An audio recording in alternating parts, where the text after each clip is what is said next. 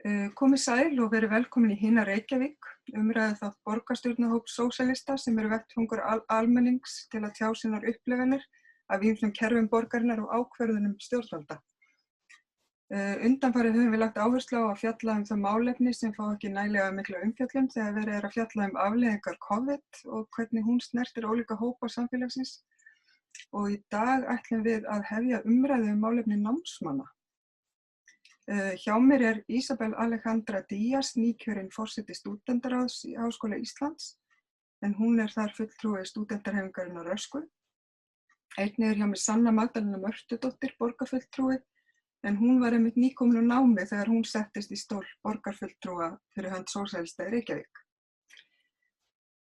Og við gerum ráð fyrir að henni sé nú sérstaklega hugsað til námsfólks á þessum tímum.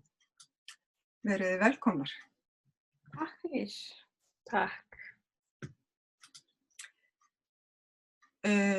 Nú sumarið að hefjast og flestir námsmenn eru komnir í eða að komast í frí frá sínu námi. Reyndar hafa námsmenn ekki haft rétt á fríum þar sem þeir eru framfærslulausir yfir sumarið og þurfa að vinna til að sjá fyrir sér og jafnvel fjölskyldum sínum í öllum námsfríum. Til að bæta gráan og svart þá geta námsmenn ekki sótt atvinnuleysisbætur þar sem þeir uppfylla ekki skilyrði hefðbundins atvinnuleitanda og LÍN hefur ekki veitt lán yfir sumartímann nema viðkomandi stundar námi yfir sumarið og þá með mjög þröngum skilyrðum. Nú ríkisstjórnin felldi nýlega breytingatillögu sem myndi heimila stúdentum að sækja atvinnuleysisbætur og hefur tilkynnt markmið sitt að skapa 3400 tímabundin störf fyrir námsmenn yfir sumartíma. Þar sem störfin muni skiptast á milli opinberra stofnana og sveitarfélaga. Sveitarfélögin eru svo líka komin með einhver úrræði eitthvað að bæta við sumarstörfum sem að þau bjóða upp á. En námsfólk hefur áhyggjur af því að þær aðgerðir dugi ekki til og stúdentarhreyfingarnar hafa kallað eftir rétti til atvinnuleysisbóta í sumar. Isabel, svo ég byrja á þér. Þið sendu nýlega rukkun á ríkissjóð fyrir atvinnutryggingagjaldi stúdenta upp á 3,6 milljónir. Getur þú sagt mér aðeins frá þessum gjörningi? Og ríkissjóður búinn að borga? Einu liðin. Mjög góð spurning. Já, við sem sagt vildum bara vekja athygli á þessu vandamáli og vildum setja þetta fram á myndrænan hátt. Við höfum verið að fá alveg mikla athygli út á þetta en okkur fannst kannski fólk ekki alveg gera sér grein fyrir því hvað staðan væri í raun slæm. Þannig að við ákveðum bara að setja þetta upp svona og sýna bara það að stúdentar eru að koma að þessum sjóði með beinum hætti eins og allt vinnandi fólk en hafa samt ekki þessi sömu réttindi. Það bara það, að vekja fólk til umhugsunar og líka stjórnvöld og við höfum reyndar ekki fengið nein viðbrögð frá þeim þannig að við höfum ekki fengið þetta greitt, nei. Nei, þannig að það fer ekki að tikka vaxtagjöld og svona. Það svoleiðis. Eins og við hin lendum í. Já, en ég ætla bara að segja að líka markmiðið með þessu tilgangurinn náttúrulega bara að sýna það að þegar við erum þarna með sem sagt höfum hennan rétt til þess að sækja atvinnuleysisbætur til 1. janúar 2010 svo þessu breytt og lánasjóðskerfið á að koma þarna til móts við okkur en eins og þú varst að segja áðan við föllum bara á milli kerfa þarna þannig að þegar þessu breytt 2010 þá það einhvern veginn ekki gert í heild sinni. Þannig að við setjum spurningum ekki við það að við getum ekki sótt atvinnuleysisbætur en af launum okkar samt verið að greiða þetta gjald. Þannig að þetta eru raun og veru réttindi sem að stúdentar geta ekki sótt. Já, við höfum ekki aðgang að þessu sama öryggisneti og allir aðrir, sko. Já, og akkurat því að það nefnilega, stúdentar eru náttúrulega, þeir falla alltaf á milli kerfa, svolítið aðstæðar. Já. Það náttúrulega eins og við vitum að það í raun og veru, þó að sé sagt að allir hafi sama rétt til náms, þannig það ekki alveg þannig í raunveruleikanum? Já, sko við höfum alveg sett spurningamerki líka við bara lánasjóðskerfið og og þetta hefur kannski bara verið eitt af þessum baráttumálum alltaf hjá stúdentum. Ég hef allavega rætt við fólk sem var í stúdentapólitík, í den og þetta er einmitt alltaf til umræðu. Og já, það er náttúrulega þannig að ef að þú ert í fleiri en 10 einingum í námi, þá geturðu ekki sótt atvinnuleysisbætur en á sama tíma þú þarftu að vera í 22 einingum til þess að geta sótt námslán. Þannig að þetta er ótrúlega skrítið fyrirkomulag og alveg á rétt á að vera gagnrýnt, sko. En við teljum bara að LÍN sé ekki að þjóna stúdendum eins og skyldi, eins og með Menntasjóði núna, með MSN frumvarpið, þá er ítrekað tekið fram að þetta eigi að vera félagslegur jöfnunarsjóður, en við erum í rauninni bara ekki þeirrar skoðunar að hann sé það og það þarf að bæta margt til þess að hann uppfylli þau skilyrði, já. Já, einmitt. Og ég ætla kannski aðeins að koma inn á líka með þessi sumarstörf sem að ríkisstjórnin segir að eigi að dekka þarfir námsmanna. Já. Hvað finnst ykkur það?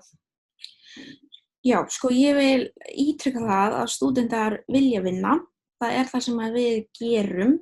Það er það sem við gerum samhliða námi. Okkar tölur, okkar kannanir hafa sýnt það, eða niðurstöður kannana sem hafa sýnt það að rosa margir vilja vinna og það er rosa lítill prósenta sem að vill til dæmis vera í þessu sumarnámi sem stendur líka til boða.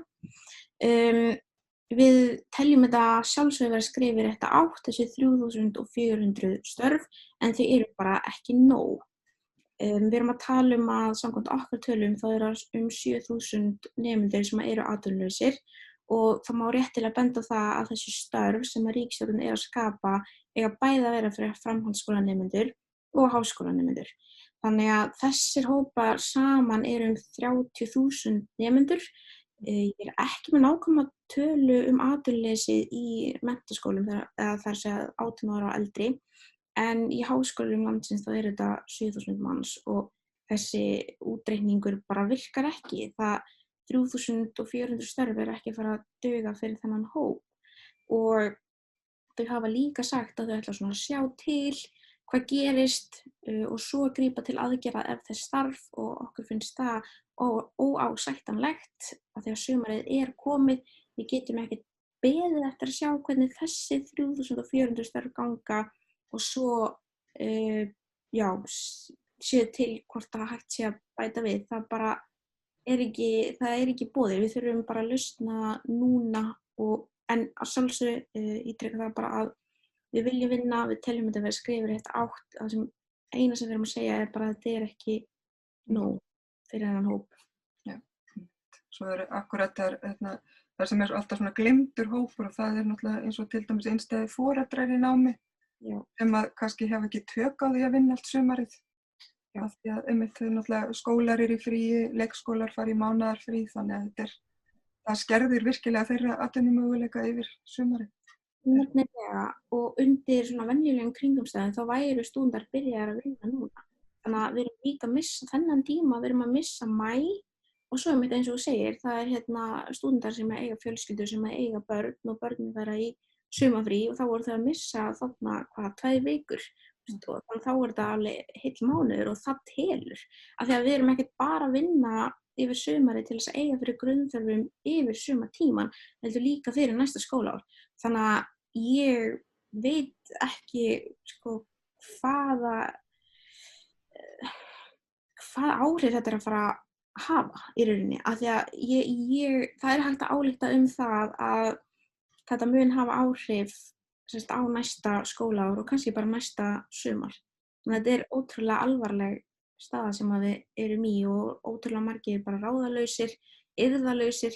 Fólk náttúrulega búin að vera að flosna upp úr námi síðan í mars, fólk að missa vinnuna í mars, sumir voru komin með sumarstörf og missa þau náttúrulega áður en sumarið byrjar. Þannig að þetta er ótrúlega erfitt ástand fyrir rosalega marga. Sanna, svo ég snúi mér að þér. Þú ert núna komin í orðin borgarfulltrúi fyrir hönd sósíalista, en áður en þú settist í þann stól þá varstu námsmanneskja. Tengir þú eitthvað við þetta sem hún Ísabel er að segja? Já, heldur betur, og maður hugsar einmitt hvert á námsfólk að snúa sér núna. Þegar maður hefur náttúrulega fjárhagslegar áhyggjur að geta í rauninni ekki leitað neitt, að þá og þegar maður kannski jafnvel býr við þannig aðstæður að fjölskyldumeðlimir geta ekki aðstoða mann, þá náttúrulega verður bankinn bara dálítið fjölskyldamanns sem er ekki beint góð fjölskylda. Það er svona fjölskylda með skilyrðum og svona yfirdráttarheimild og vísaskuld er það sem maður leitar í til að dekka eitthvað svona millibils ástand. Og ég vann alltaf með námi og nú er ég svona kannski aðeins að reyna að breyta orðalaginu mínu eftir að ég heyrði að það var einhver sem benti á einmitt að þetta væri ekki að vinna með námi, heldur að vinna ofan á nám, af því að náttúrulega nám er alveg full vinna, þannig að þegar maður er líka í starfi með námi þá er þetta orðið dálítið mikið stundum og en þetta er bara það sem maður þyrfti að gera og ég man einmitt, ég var að rifja þetta upp og man á tímabili að þegar ég var að vinna, ég held að það hafi verið kannski 75% á Serrano, eitthvað svoleiðis, samhliða BA-náminu, svona meðaltali, allavega á fyrstu annirnar eða eitthvað þannig og ég hafi verið að sækja hjá LÍN af því að það sem ég var að fá í laun var ekki alveg að duga fyrir öllu og að þá svona hélt maður að maður hefði getað fengið eitthvað þar en það sem ég átti rétt á fyrir allri önninni í framfærslu, minnir að það hafi verið eitthvað 35.000 krónur og ég var bara svo hissa því ég hugsaði að það myndi allan að vera meira og það var ekki einu sinni fyrir bókakostnaði og ritföngum og öllu því, kannski rétt svo nær að dekka þann kostnað.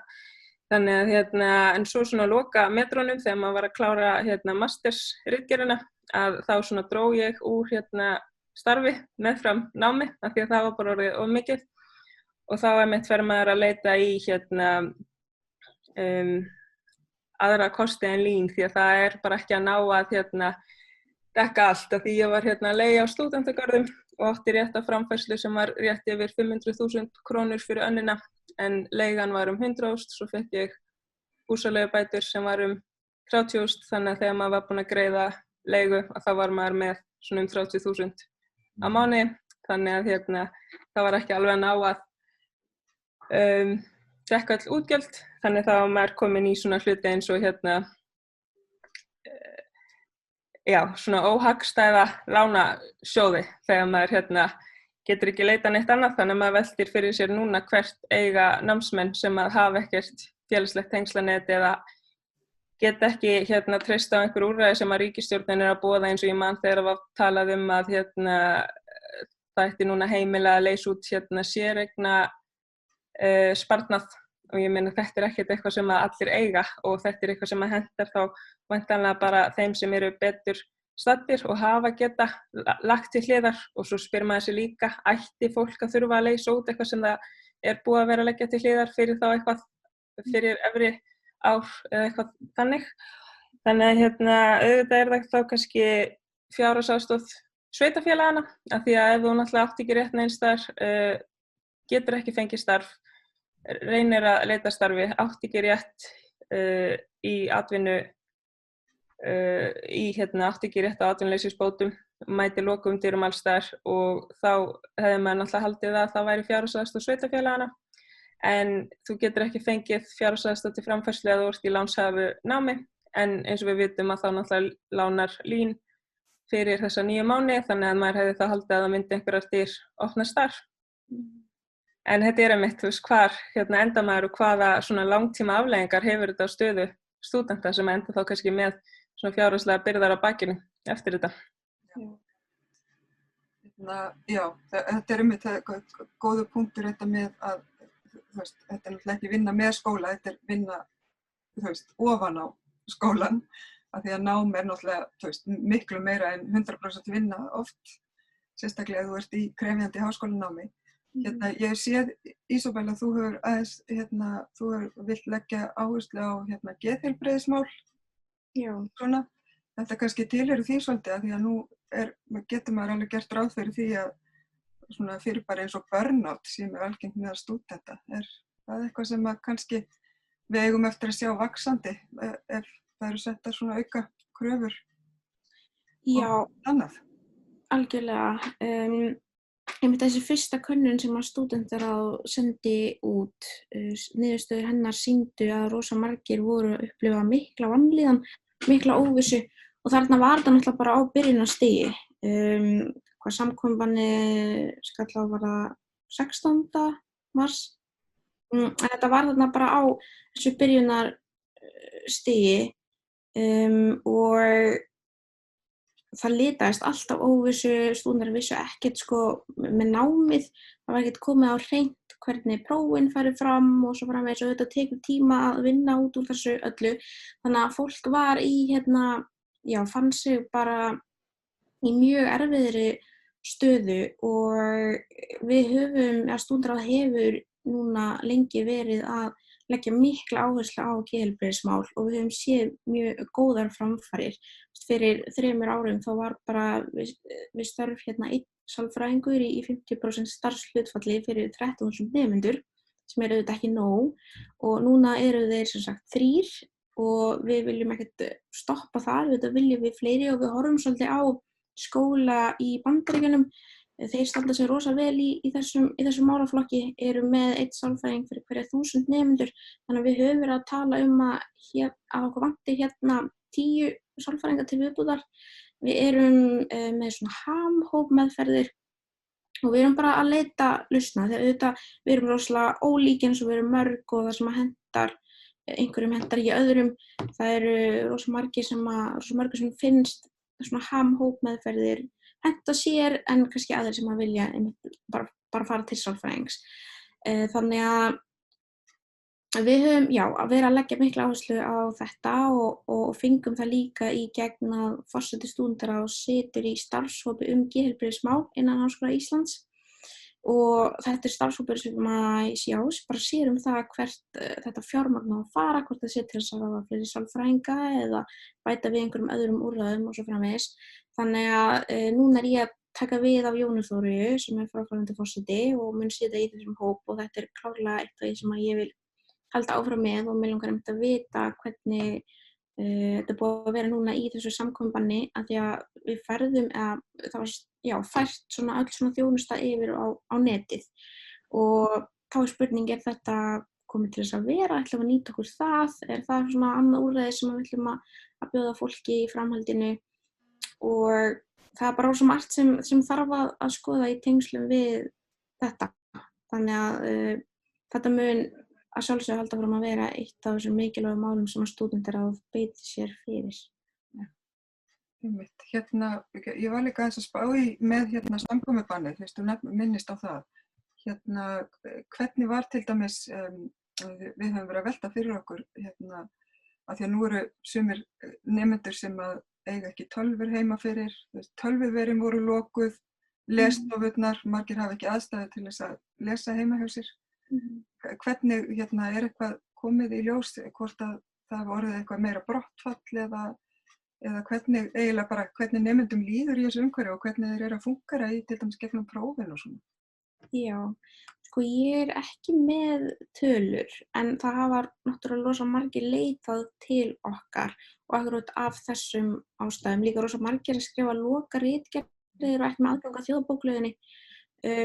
Það var reyndar þarna í boði að fá að panta bók á netinu og svo sækja hana en það er auðvitað ekki eins og að mæta og kíkja í allar bækurnar og þannig fann ég mínar heimildir fyrir mína lokaritgerð bara með því að mæta og skoða þetta að það er kannski bækur sem ég hef búin að sjá inn á leiti.is eða annars þar hentuðu svo ekki Þannig að þetta var rosa mikið púsluspil og auðvitað skólinn lokaður til lengri tíma. Skólinn kom jú til móts við okkur og til dæmis framlengdi skilafresti og frestaði líka útskriftinni sem verður nú 27. júní. En það hafa einmitt margir leitað til okkar og fólk sem ákvað bara að segja stopp og ekki klára námið sitt. Og þetta var líka svolítið við haustinu, það rosa margir sem eru að hugsa að fara ekki í nám og frekar vinna. Og ef það einhver að vinna að fá, þannig að það bara allt á einhverju óvissu stigi og við bara vitum ekki alveg hvenær það því lýkur. Það var rosa gott þegar háskólinn opnaði og maður getur séð hérna núna eru rosalega margir og fólk alveg að nýta sér aðstöðuna og líka á þjóðarbókleginni. En þetta náttúrulega bara líka persónubundið. Mér leið ágætlega heima og ég gat klárað ritgerðina mína þar. En vinir mínir eða fólk í kringum mig eða bara stúdentar sem hafa komið til okkar hafa sagt að þau náðu ekki að einbeita sér heima. Það líka það sko að maður verður í raun að taka til þess líka að svona fjarkennsla hentar auðvitað ekkert öllum.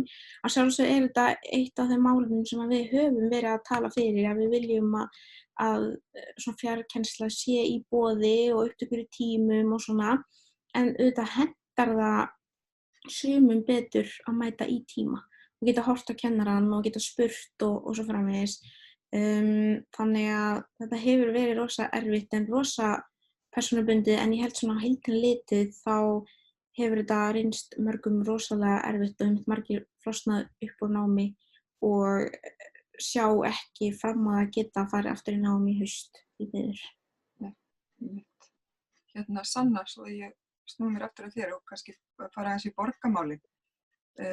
Hefur eitthvað verið fjallað málefni stúdenta og bara námsmanna í borginni og hvernig finnst þér svona skilningurinn gagnvart þessum hópi vera í borgarstjórn?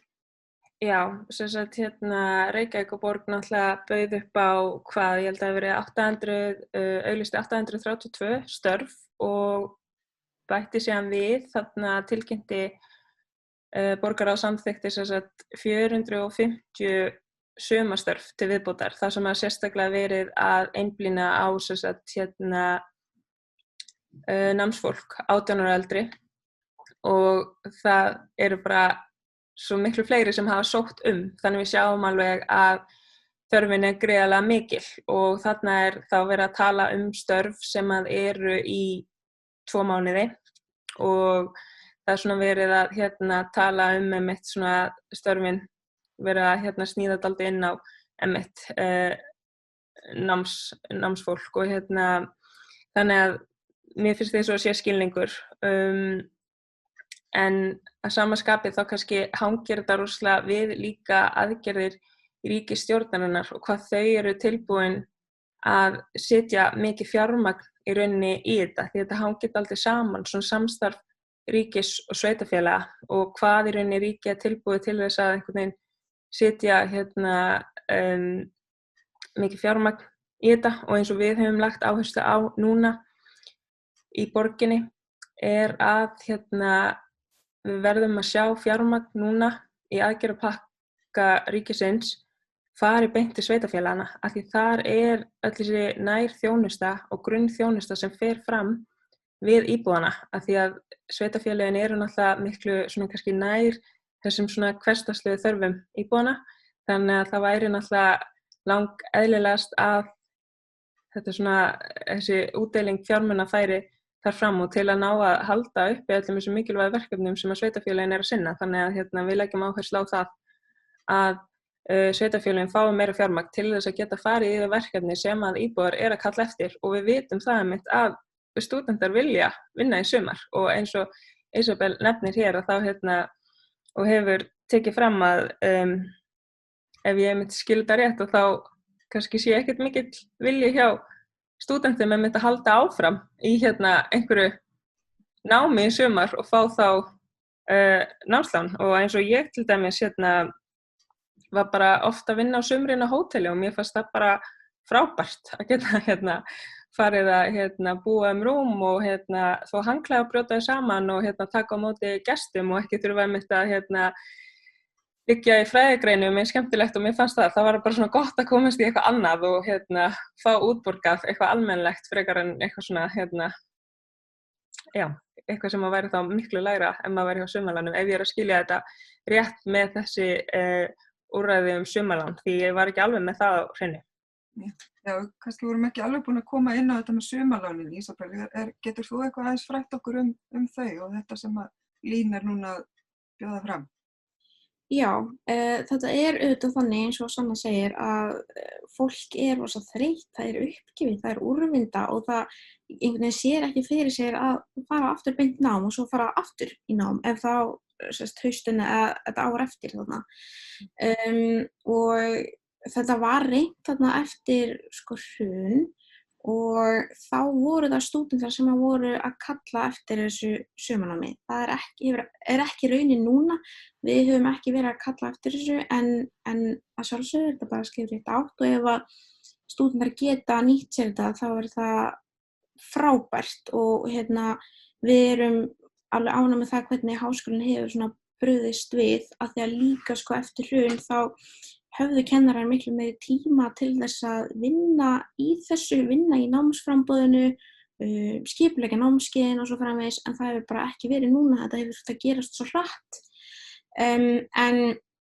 En já, fólk hefur rosa lítinn áhuga einhvern veginn á að fara í þetta sumarnám og því að þá þarf að framfleyta sér á námslánum.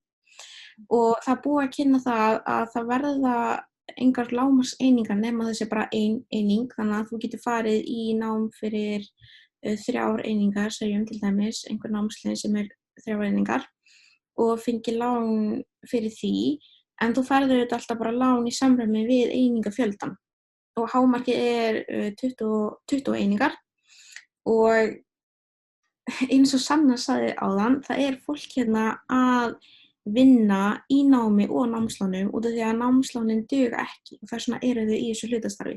Þannig að þetta ekki að fara að duga fólki endilega og þau hafa ekki þetta hlutastarf til þess að vega á móti.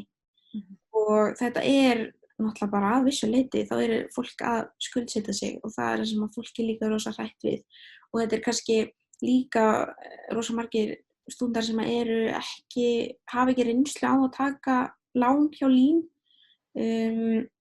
og bara hræddir við það. Það hefur sýnt sig að það náttúrulega mun færri sem að taka lán núna og það bara því að fólk treystir sér ekki til þess, eins og ég sagði áðan, okkur finnst lánasjóðurinn ekki vera að uppfylla þetta skilyrði eða kröfu að vera þessi félagslega jöfnunarsjóður. Þannig að þetta ekki eitthvað sem að stúdentar hafa verið að kalla eftir en auðvitað vonum við að þau geti nýtt sér þetta en þetta samt staðan í rauninni. Já, það kannski líka ágætt að minnast á það að náttúrulega það misjafnt hvað framboð eftir deildum framboðarsjóðunum það ekki, það suma deildar sem bara hreinlega bjóða ekki upp á sumarnámskeið, þannig að þetta aftur.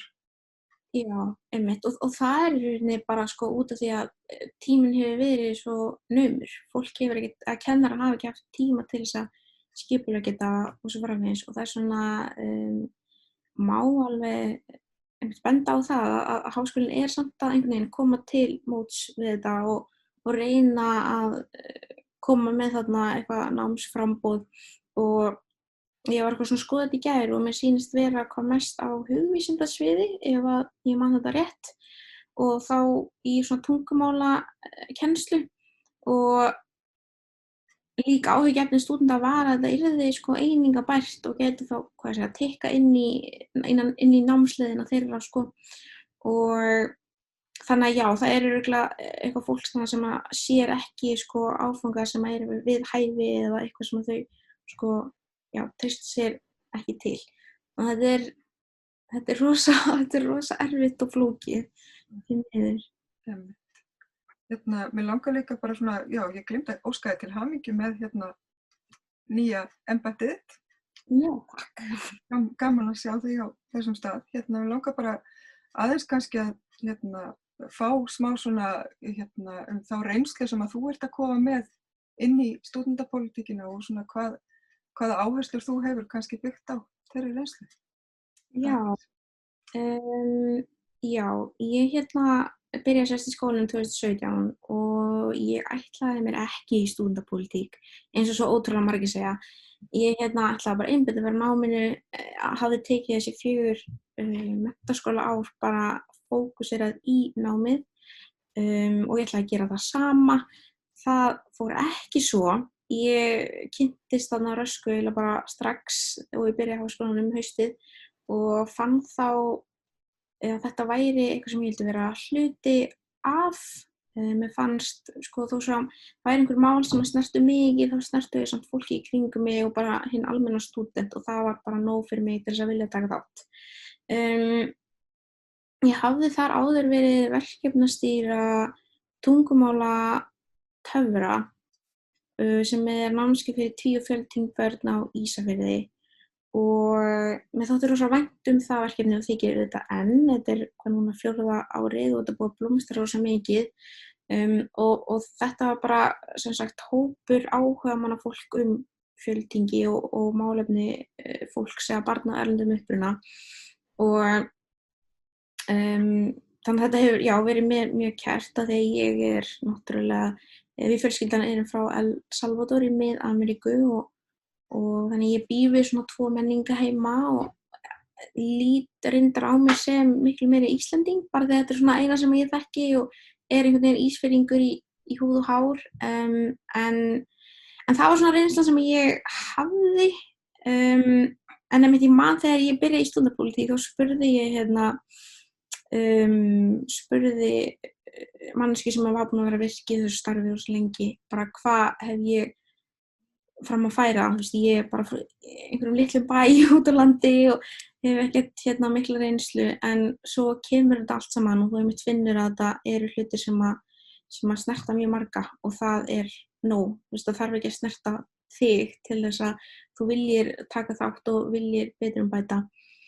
Þannig að já, þetta var, og svo hefur þetta bara einhvern veginn gerst, þetta bara svona röð atburða og ég núna að útskrifast úr stjórnmálafræði og sá bara þetta tækifæri að mér langaði að halda fram í þessu starfi, var náttúrulega kjörin inn í háskólaráð og það starf til 2 ára, þannig ég ekki alveg hætt í stúdentapólitík, það alveg 2 ár eftir og ákvað bara að láta þetta reyna af því að núna skrifstofan sem þessi fráfarandi skrifstofa Jóna Þórey fráfarandi forseti búin að standa sig ótrúlega vel, búin að vekja athygli á málum stúdenta og það fólk sem segir að stúdentar hafi ekki verið svona mikið í fjölmiðlum bara síðan allavega 2014 þegar stúdentaráð stemdi íslenska ríkinu, þegar Margrét Kristinsdóttir var forseti stúdentaráðs. Þannig að það mjög ánægjulegt og mér langaði einhvern veginn að halda því áfram og ætla að reyna mitt besta til þess að gera svo.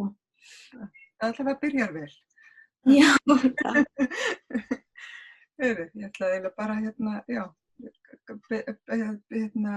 við langar kannski samt pínulítið í lokin að tala þetta með tweetingið. Já. Þetta eitthvað sem ég hef heyrt marga segja einmitt sem að eiga erlendar fjölskyldur að einmitt þegar þau koma í sérstaklega efranám, bæði menntaskóla og framhaldsskóla að sko þó þú talir íslensku, hafir talað íslensku alveg frá því og varst lítil og allt þetta, þá stundum skortir upp á svona þennan orðaforða til að skrifa ritgerðir kannski og svona og af því að það eitthvað sem að við náttúrulega kannski fáum ekki endilega í okkar uppeldi.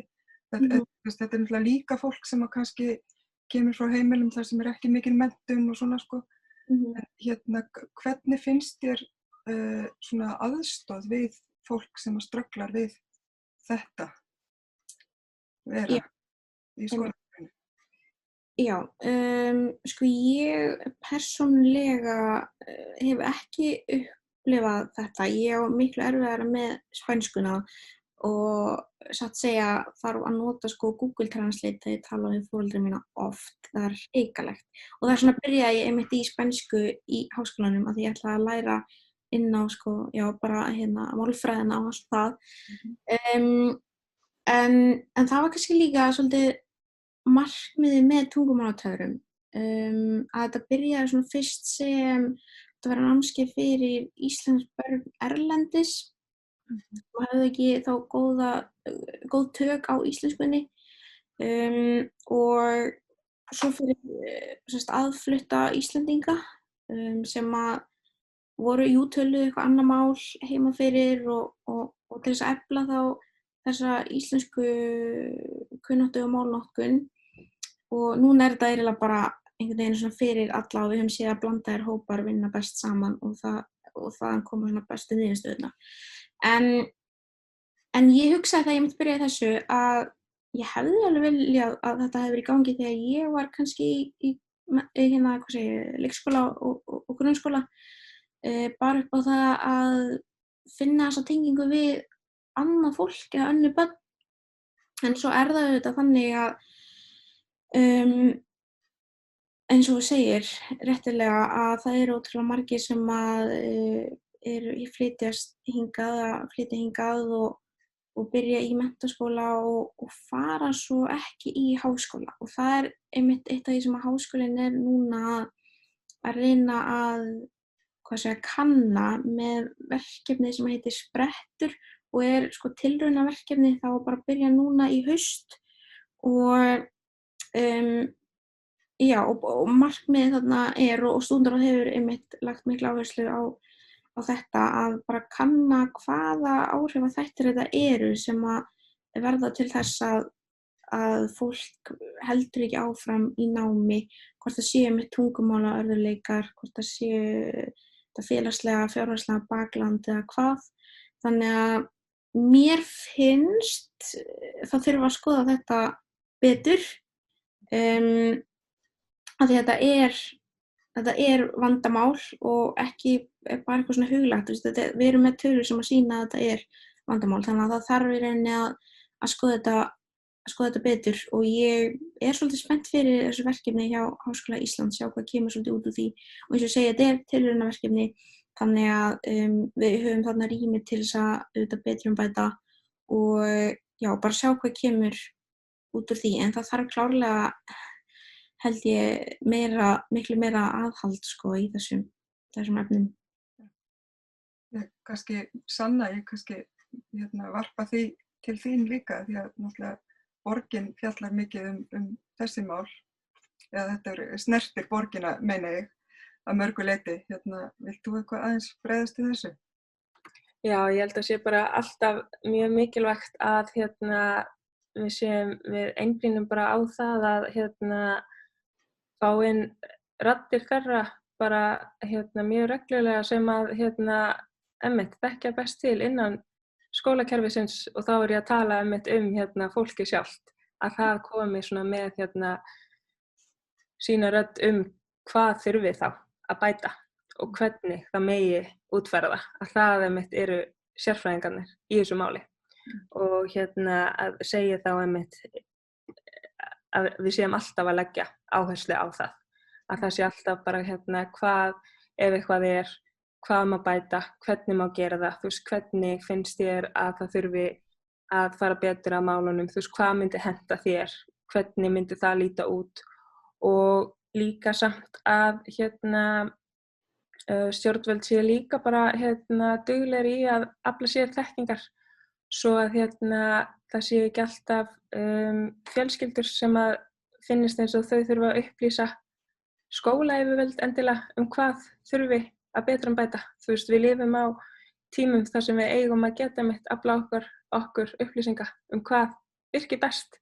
Þannig ég held að sé svona þessi fína lína á milli þess að fólki sem að viti best fá þetta að segja til hvernig að útfæra hlutina en líka bara að við séum ekki að bíða eftir því að fólk komi til okkar og segja, heyrðu það þarf að laga þetta, að við séum dálítið fyrirfram meðvitið hvað þurfi að gera svo að bara skólaumhverfi okkar henti öllum.